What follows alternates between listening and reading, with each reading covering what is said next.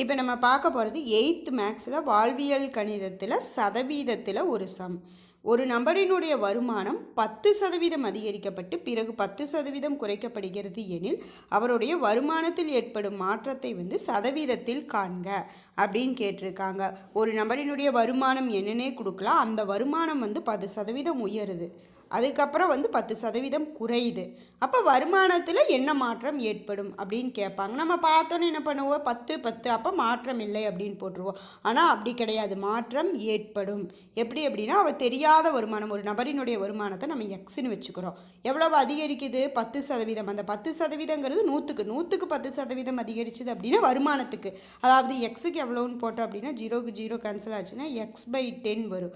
இது அதிகரிப்பு, அதாவது அவருடைய வருமானம் எக்ஸு, இது அதிகரிக்குது. இப்போ ஒருத்தருடைய வருமானம், ஒரு நாள் வருமானம் 200 இருந்ததுன்னா மறுபடியும் 100 ரூபாய் அதிகரிச்சுது அப்படின்னா மொத்த வருமானம் 300. அப்போ நமக்கு அதிகரித்ததுக்கப்புறம் அவருடைய வருமானம் என்னன்னு தெரியணும். அப்போ இது ரெண்டும் ஆட் பண்ணணும் அப்படின்னா எக்ஸு ப்ளஸ் x/10. இங்கே 1 இருக்கிறதா அர்த்தம். அப்போ 1 10 இருந்ததுன்னா எல்சிஎம் 10. இங்கே 10 வரணும்னா 10xஆல் மல்டிபிள் பண்ணணும். அப்போ 10x + 1 / 10 11x/10. அதாவது 10% அதிகரித்ததுக்கப்புறம் அவருடைய வருமானம் 11x/10 தான் அதிகரித்ததுக்கப்புறம் அவருடைய வருமானம். இதுக்கப்புறம் 10% குறைக்கப்படுகிறது. அப்போ 10% குறைக்கப்படுது அப்படின்னா இங்கே அதிகரிக்கிறது 100க்கு 10%னா அவருடைய வருமானம் இப்போ எக்ஸாக இருக்கிறதுனால x/10 போட்டுக்கிறோம். ஆனால் இங்கே 10% குறைக்கப்படுறப்ப அவருடைய வருமானம் என்னவா இருக்குது? 11x/10 இருக்குது. அப்போ நம்ம என்ன பண்ணிக்கிறோம் அப்படின்னா 100க்கு 10 அப்படின்னா 11x/10க்கு எவ்வளவு அப்படின்னு போட்டால் இந்த 10 கேன்சல் ஆயிடுச்சுன்னா 11x/100.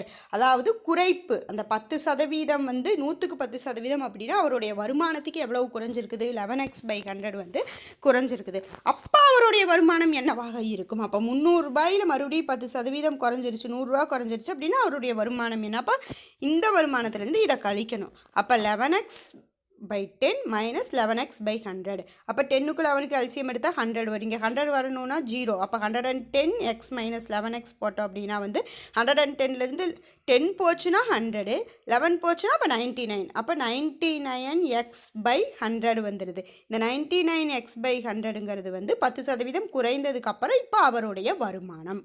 இப்போ 10% குறைஞ்சதுக்கப்புறம் 99/100x தான் அவருடைய வருமானம். இப்போ அவங்க என்ன கேட்டிருக்கிறாங்க? வருமானத்தில் ஏற்படும் மாற்றத்தை கேட்டிருக்கிறாங்க. அந்த மாற்றத்தை சதவீதத்தில் கேட்டிருக்காங்க.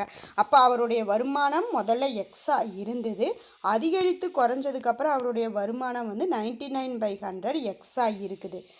எக்ஸ்னா அந்த பக்கத்தில் 1 இருந்தது, இங்கே 99/100ங்கிறப்ப 0.099 தான் வரும். அப்போ இதை விட கம்மியாக தான் இருக்குது. அப்போ குறைவு தான் ஏற்பட்டிருக்கு.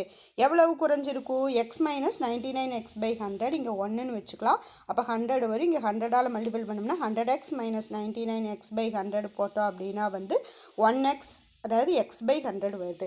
மாற்றம் x/100 வெறும் மாற்றம் மட்டும் கேட்டிருந்தாங்கண்ணா. சதவீதம் கேட்டிருக்காங்க. அப்போ 100க்கு எவ்வளோன்னு கேட்டிருக்காங்க.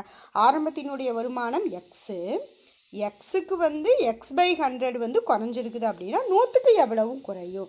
அப்போ இந்த இடத்துல 1 கீழே இருக்கிறதா வச்சுக்கிட்டோம்னா x/100 × 1/x × 100. இந்த 100க்கு 100 எக்ஸுக்கு கேன்சல் ஆயிரும். அதுக்கப்புறம் இங்கே 1 இருக்குது. அப்போ 1% வருமானத்தில் குறைஞ்சிருக்குது.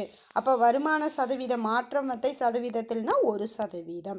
இதுக்கு ஒரு ஃபார்முலா யூஸ் பண்ணியும் போடலாம். x + y + x/100%. x + y + xy/100 whole % கொடுத்துருக்காங்க. இதில் எப்படி எக்ஸ் எதுனா அதிகரிப்பு எக்ஸாக எடுத்துக்கிறோம், குறைவு ஒய்யாக எடுத்துக்கிறோம், x/100. இப்போ எக்ஸுங்கிறது இந்த இடத்துல 10 தான், ஒய்யுங்கிறது 10 தான். ஆனால் எக்ஸ் அதிகரிச்சிருக்குது, அதனால ப்ளஸில் வருது. ஒய் குறைஞ்சிருக்குது, அப்போ அதனால் இந்த இடத்துல -10 போட்டுக்கிறோம். 10 + -10 ப்ளஸ்ஸு.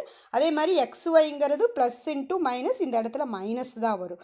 அப்போ 10 - 10 0 ஆயிடுது. இந்த இடத்துல இங்கே -1 தான் வரும். 10 × 10 கேன்சல் பண்ணாலும் 100 -1 வரும். அப்போ -1ங்கிறப்பவுமே -1% குறைந்துள்ளது. ஃபார்முலா மறந்துடுச்சு. ஒரு எண்ணானது 25% அதிகரிக்கப்பட்டு பிறகு 20% குறைக்கப்படுகிறது எனில் அந்த எண்ணில் ஏற்படும் சதவீத மாற்றத்தை காண்க அப்படின்னு கேட்டிருக்காங்க.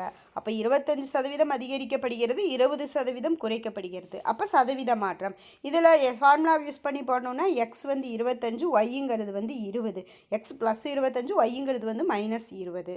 அப்போ 25 plus minus 20 plus 25 into 20 multiple பண்ணோம்னா 2 25 50, ஒரு 0 மைனஸ் 500/100 அப்படின்னு போட்டோம் அப்படின்னா வந்து இங்கே வந்து 25 மைனஸ் 20 வந்து 5000. 0 0 கேன்சல் ஆச்சுன்னா அப்படின்னா இங்கே மைனஸ் இருக்கிறனால -5. 5 - 5 = 0.